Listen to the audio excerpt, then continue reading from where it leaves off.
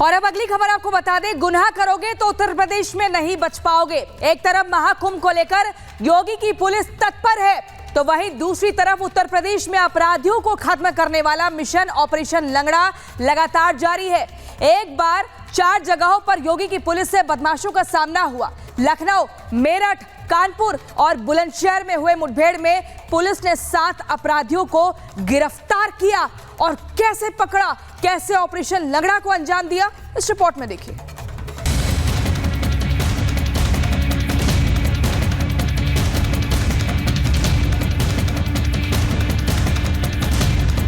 उत्तर प्रदेश में अपराधियों की कमर तोड़ने का काम लगातार जारी है। योगी की पुलिस एक एक कर बदमाशों को लंगड़ा बना रही है। बाबा की पुलिस कह रही है, उत्तर प्रदेश में अपराध करोगे तो लंगड़ा होकर ही चलोगे। 4 तस्वीरें आपके सामने हैं। लखनऊ, मेरठ, कानपुर और बुलंदशहर में पुलिस ने अपराधियों को एक बार फिर बता दिया कि योगी राज में नो अपराध। राजधानी लखनऊ में मुठभेड़। प्रदेश में ऑपरेशन लंगड़ा का दायरा लगातार बढ़ रहा है, लेकिन आज शुरुआत राजधानी की तस्वीर से ही। यहां 3 बदमाशों से सामना हुआ तो बाबा की पुलिस ने पैर को ही निशाना बनाया। मकसद साफ था कि अपराधी किसी हाल में भाग ना पाएं। हालांकि अंधेरे का फायदा उठाकर एक बदमाश भाग निकला। बदमाशों के साथ ये मुठभेड़ आगरा एक्सप्रेसवे पर हुई। पुलिस ने बदमाशों के कब्जे से एक तमंचा, 315 बोर और जिंदा कारतूस बरामद किए हैं। दोनों बदमाशों ने 7 जनवरी को नवाबगंज गोंडा में अपहरण और लूट की घटना को अंजाम दिया था। इनके पास से एक तो वो कार थी जिस कार से डॉक्टर साहब का अपहरण और उनका जहर पुरानी हुई थी, और डॉक्टर साहब का मोबाइल जिससे ऑनलाइन उन्होंने पैसा ट्रा किया था वो भी बरामद हो गया। 2 इनके पास एक तमंचे 315 बोर के भी बरामद हुए हैं, और बाकी और भी कार्रवाई की। मेरठ में शिकंजे में लुटेरा। यूपी की पुलिस पूरी मुस्तैदी से हर जगह बदमाशों पर नजर गड़ाए रहती है। लखनऊ के बाद मेरठ की ये तस्वीर बता रही है कि यहाँ भी योगी की पुलिस ने ऑपरेशन लंगड़ा के तहत अपराधी को अपने शिकंजे में लिया है। मेरठ पुलिस ने 40 लाख की लूट को अंजाम देने वाले अपराधी को मुठभेड़ में गोली मारी और बता दिया कि यूपी में अपराध करना कितना बड़ा गुनाह है। जनाब विशाल ने 24 घंटे पहले ही लूट को अंजाम दिया था, लेकिन अब पुलिस के शिकंजे में है। हालांकि विशाल के साथी मौके से फरार हो गए, लेकिन पुलिस की मुस्तैदी बता रही है कि वो भी बच नहीं पाएंगे। जागतीबाग स्टेशन के पास गोल चक्कर है, वहाँ पे चेकिंग की जा रही थी। सूचना मिली थी कि ये यहाँ पे आता हुआ दिखाई दिया।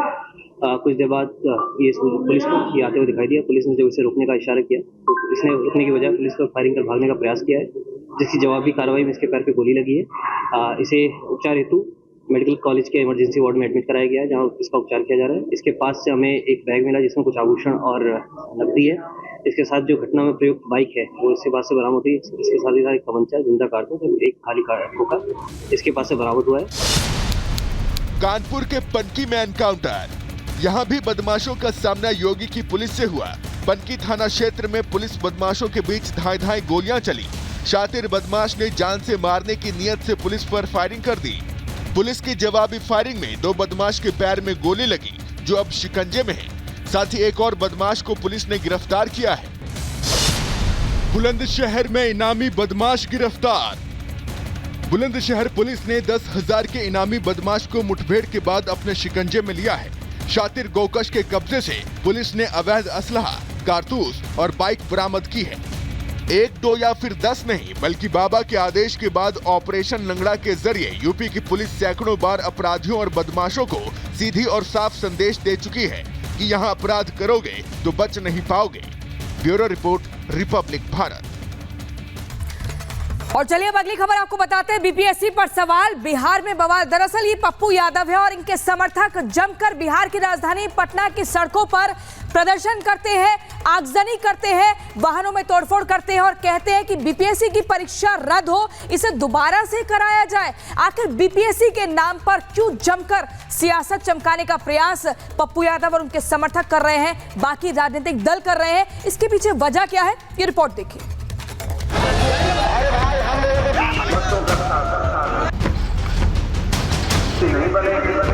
बिहार बीपीएससी परीक्षा विवाद खत्म होने के बजाय और बढ़ गया है।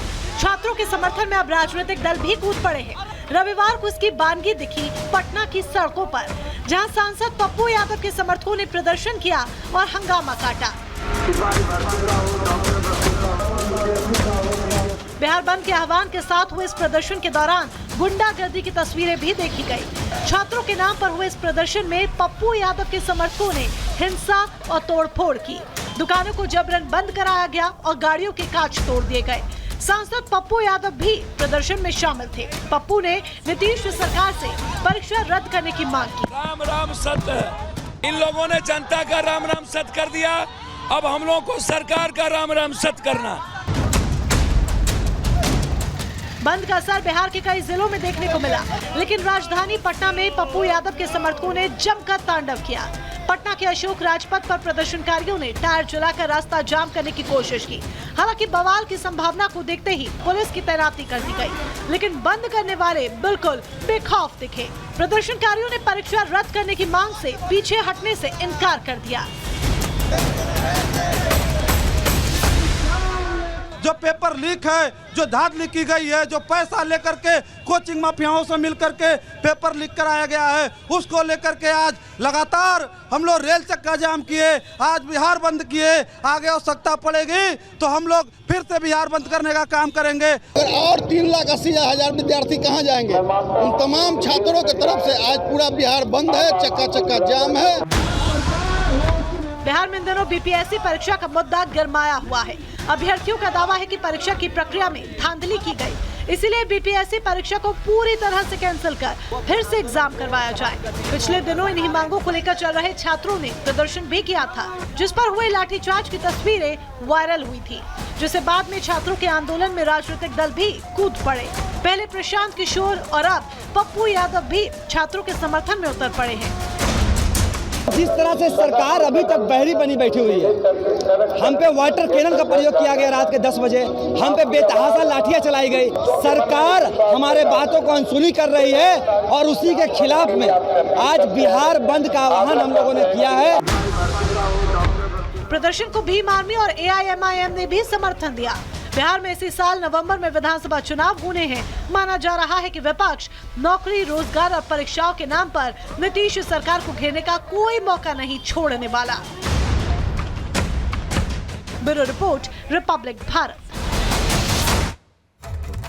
सुपर पावर अमेरिका आग की लपटों से धधक रहा है। कैलिफोर्निया की बात करें, लॉस एंजल्स की बात करें, लगातार आग ने विकराल रूप धारण कर लिया है। जंगलों में फैली आग थमने का नाम नहीं ले रही है। अमेरिका के फायर फाइटर्स लगातार आग को बुझाने का काम कर रहे हैं, लेकिन तेज हवाएं जो हैं आग को और ज्यादा बढ़ा रही है। अगर हम आग की लपटों में घिरे हॉलीवुड की बात करें तो लॉस एंजल्स में कई घर मलबे में तब्दील हो गए हैं। कैलिफोर्निया में 16 लोगों की मौत हो गई है और ये अब तक की अमेरिका की सबसे महंगी प्राकृतिक आपदा बताई जा रही है। जहां पर आपको बता दें, कभी जनवरी के महीने में ऐसा देखने को ही नहीं मिला। सूखा पड़ गया है, पानी की किल्लत। आखिर क्यों, इस रिपोर्ट में देखिए।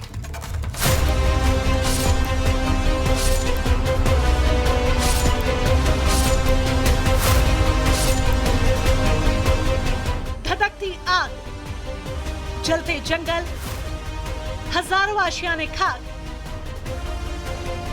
आसमान में काले धुएं का गुब्बार, सदमे में हजारों परिवार, सुपर पावर लाचार। अमेरिका का कैलिफोर्निया पिछले कुछ दिनों से प्राकृतिक आपदा की मार झेल रहा है। कुदरत ने विकराल रूप अख्तियार किया तो लॉस एंजलिस में आग का तांडव नजर आया। विनाश लीला ऐसी कि सिर्फ हजारों एकड़ जंगल ही नहीं, सैकड़ों आशियाने खाक होने में वक्त न लगा। कैलिफोर्निया के सांता मोनिका के जंगलों में लगी आग को बुझाने के लिए हेलीकॉप्टर और एयर टैंकर का इस्तेमाल किया जा रहा है, तो वहीं हर तरफ सिर्फ आग और धुएं का गुब्बार नजर आ रहा है।